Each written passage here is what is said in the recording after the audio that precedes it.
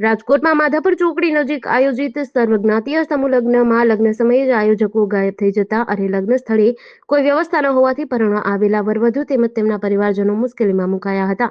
રાજકોટ ઉપરાંત આસપાસના જિલ્લાઓમાંથી લોકો જાન જોડીને પરણવા પહોંચ્યા હતા, પરંતુ અહીં કોઈ જ વ્યવસ્થા ન હતી. આયોજકો પણ ગાયબ હતા, જેના કારણે જાન લીલા તોરણે પરત ફરી હતી. ત્યારે કન્યાઓ રડી પડી હતી. બીજી તરફ પરિવારજનોએ હોબાળો મચાવતા રાજકોટ પોલીસ દોડી આવી હતી અને માનવતાવાદી વલણ અપનાવી લગ્નની વિધિ સંપન્ન કરાવવાની જવાબદારી લીધી હતી. પરિવારો પાસેથી ₹15,000 થી ₹40,000 ઉઘરાવી લેવામાં આવ્યા હતા. જો કે આજે લગ્નના દિવસે સવારથી પરિવારો આવ્યા તો કોઈ પણ આયોજકો હાજર હતા નહીં. એના કારણે આ અંગે પોતાની સાથે છેતરપિંડી થયાનો અહેસાસ થતા પોલીસને જાણ કરવામાં આવી હતી. રાજકોટ શહેરમાં માતા પિતાથી અલગ રહેતી અને ઇન્સ્ટાગ્રામમાં ફેમસ બનેલી તોફાની રાધા એટલે કે રાધિકા ધામેચા ગઈકાલે રાત્રિના સમયે ગળે ફાંસો ખાઈ આત્મહત્યા કરી લેતા ચકચાર મચી છે. આપઘાત કરતા પહેલા પોતાના ઇન્સ્ટાગ્રામ પેજ પર પના પલટના હે યા કિતાબ બંધ કરની હે ડાયલોગ સાથે સ્ટેટસ મૂક્યું હતું. પિતાને પણ ફોન કરી હું જાઉં છું કહી ગળા ફાંસો ખાઈ જીવન ટૂંકાવી દીધું હતું. આપઘાતનું ચોક્કસ કારણ સામે ન આવતા પોલીસે વધુ તપાસ હાથ ધરી છે. ગઈકાલે સાંજે 7 વાગ્યે તેણે પોતાના ઇન્સ્ટાગ્રામ પેજમાં આ સ્ટેટસ મૂક્યું હતું. ભારતીય મૂળના કશ્યપ કાશ પટેલે શનિવારે ભગવદ્ ગીતા પર હાથ રાખીને યુએસ તપાસ એજન્સી ફેડરલ બ્યુરો ઓફ ઇન્વેસ્ટિગેશનના ડિરેક્ટર તરીકે શપથ લીધા હતા. ન્યૂયોર્ક ટાઈમ્સ અનુસાર તેમને યુએસ એટર્ની જનરલ પામ બોડીને શપથ લેવડાવ્યા હતા. ટ્રમ્પના શપથ ગ્રહણ પછી રાષ્ટ્રપતિ ડોનાલ્ડ ટ્રમ્પે પણ તેમની પ્રશંસા કરી કહ્યું કે તેઓ FBI એજન્ટોમાં ખૂબ જ લોકપ્રિય છે. તેથી તેઓ તેમને આ મહત્વપૂર્ણ જવાબદારી આપવા માંગતા હતા.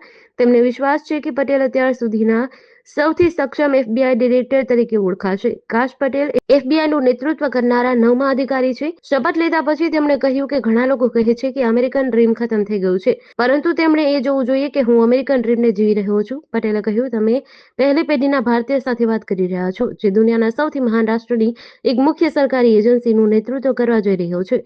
આવું બીજે કશે જ થઈ શકે નહીં. મહિલા આઈપીએસને અભિનંદન આપું છું. રાજ્યના એક મહિલા આઈપીએસ 48 કલાકમાં 3000 કિલોમીટર દૂરથી સીસીટીવી હેક કરનારા આરોપીને પકડી લાવ્યા. તેઓ સાયબર ટેરરિઝમ લગાવનારા પહેલા મહિલા આઈપીએસ અધિકારી છે. આ શબ્દો છે ગૃહ રાજ્યમંત્રી હર્ષ સંઘવીના.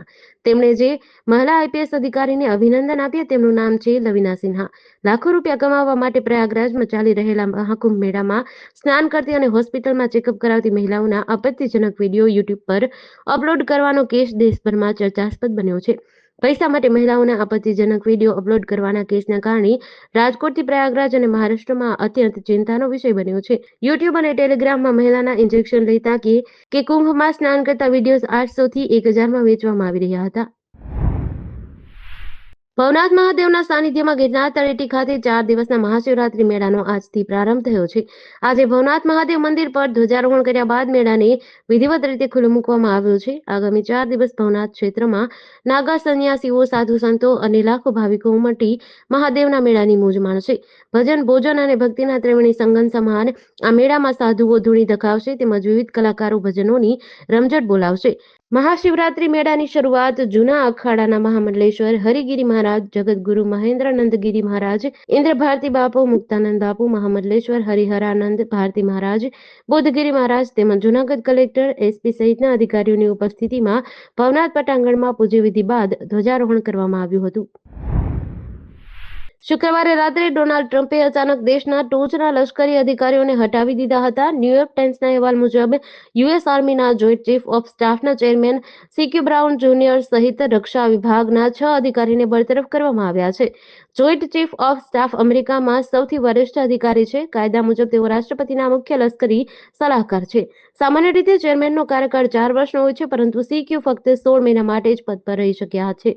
ટ્રમ્પે social media platform truth social પર એક પોસ્ટમાં બ્રાઉનના સ્થાને નિવૃત્ત લેફ્ટનન્ટ જનરલ ડેઝ રાઇઝિન કેનના નામાંકનની જાહેરાત કરી. કેન ભૂતપૂર્વ F-16 ફાઇટર પાયલટ છે અને તાજેતરમાં સેન્ટ્રલ ઇન્ટેલિજન્સ એજન્સી ખાતે લશ્કરી બાબતોના સહ-નિર્દેશક તરીકે સેવા આપી રહ્યા છે.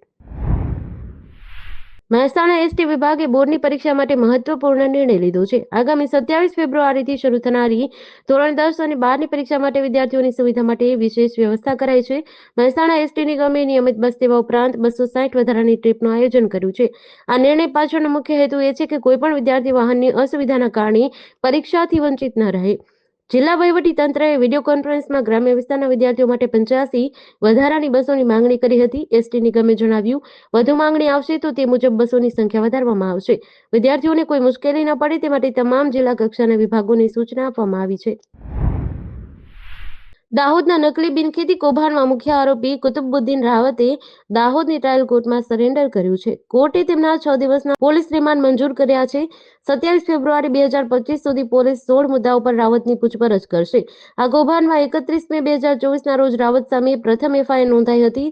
તેના એક દિવસ પહેલા તેઓ દુબઈ ભાગી ગયા હતા. તેમણે સેશન્સ કોર્ટ અને હાઈકોર્ટમાં જામીન અરજી કરી હતી. બંને જગ્યાએથી જામીન નામંજૂર થયા હતા.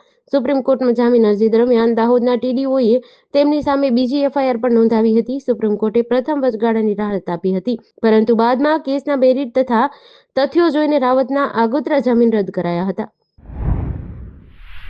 મહીસાગર જિલ્લામાં પશુ તસ્કરી સામે પોલીસે કાર્યવાહી કરી છે. ડીઆઈજી આરબી અંસારી અને એસપી જયદીપસિંહ જાડેજાના માર્ગદર્શન હેઠળ લુણાવાડા પોલીસે કતલખાને લઈ જવાતા 2 પશુને બચાવ્યા છે. લુણાવાડા વિભાગના ડીવાયએસપી કમલેશ વસાવાના માર્ગદર્શન હેઠળ મલેકપુર ખાતે પોલીસ ઇન્સ્પેક્ટર જેએસ વડવી અને સ્ટાફ વાહન ચેકિંગ કરી રહ્યા હતા. આ દરમિયાન ભાગલિયા તરફથી આવતા મહિન્દ્રા બોલેરો પિકઅપને રોકવાનો પ્રયાસ કર્યો હતો. વાહન ચાલક ભાગી છૂટ્યો હતો. જોકે પોલીસે પીછો કરીને વાહન ઝડપી લીધું હતું. વાહનમાંથી કતલ માટે લઈ જવાતા 2 પશુઓ, મોબાઈલ ફોન અને મહિન્દ્રા બોલેરો મળી કુલ ₹3,30,000નો મુદ્દામાલ જપ્ત કર્યો છે. પોલીસે અરવલ્લી જિલ્લાના માલપુર તાલુકાના જેસવાડી ગામના 2 આરોપીને ઝડપી લીધા છે. વડોદરા શહેર નજીક હાઈવે પાસે તરસાલી બાયપાસ વડોદરા રોડ પર ભર ઉનાળે વરસાદી માહોલ જોવા મળ્યો હતો. પાણી વિતરણ કરવાના સમયે જ વાલ્વને લગતી કામગીરી કરાતા જળબંબાકારની સ્થિતિ સર્જાઈ હતી. રોડ ઉપરના દુકાનદારોએ દુકાનોમાં પાણી ઘૂસી ગયા હોવાના આક્ષેપ કર્યા હતા. રોડ ઉપર પાણીની રેલમછેલ થતા લોકો મુશ્કેલીમાં મુકાઈ ગયા હતા. આડેધડ કામગીરીથી લાખો લીટર પાણી ગટરમાં વહી ગયું હતું. વડોદરા શહેરમાં આડેધડ કામગીરી સહિતના પ્રશ્ને જાણીતું પાલિકાનું તંત્ર નગરજનો રાહત આપવાના બદલે મુશ્કેલીમાં વધારો કરી રહ્યું છે. શહેરના તરસાલીથી વડોદરા તરફ જવાના માર્ગ ઉપર હાઈવે નજીક પાણીની મુખ્ય લાઈનનો વાલ્વ બદલવાની કામગીરી દરમિયાન પાણીની રેલમછેલ થઈ હતી.